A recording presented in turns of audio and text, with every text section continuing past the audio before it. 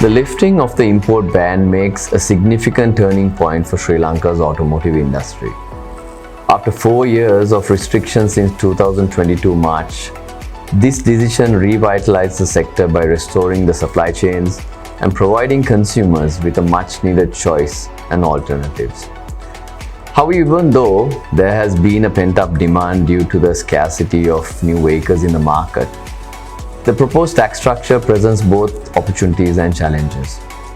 While we welcome clarity, it brings and moves towards a more sustainable framework, and the high taxes could impact both overall demand and affordability. The new tax structure which has been proposed have increased the prices of vehicles compared to when it was previously imported, which was in 2020 March. The increases come about from 5 factors. First is the excise duty, which is based on a unit rate system, was increased a few times from 2020, but from the Gazette issued on the 31st January, there was a further increase of about 6%. Secondly is through the value-added tax of 18%, which was not applicable for vehicles in 2020. The third one is the luxury tax, which is calculated on a value-based system, which there was slight changes in the threshold.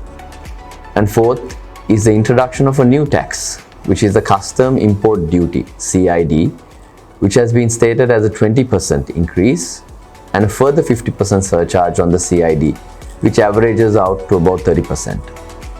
And finally, the exchange rate, where the vehicles imported in 2020 was imported when the exchange rate was about 178 and 182.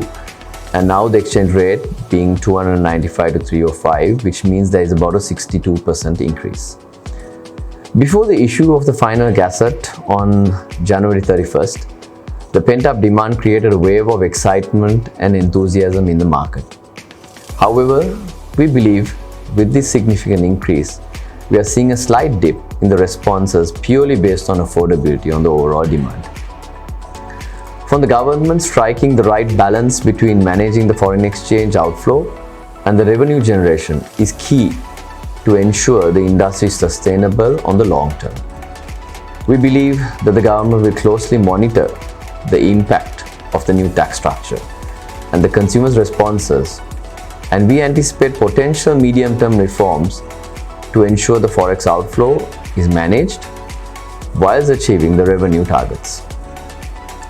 As an association, we commend the government for introducing reforms in the regulations related to the automotive industry, which we had proposed many times before, and we hope these reforms will closely be monitored and enforced.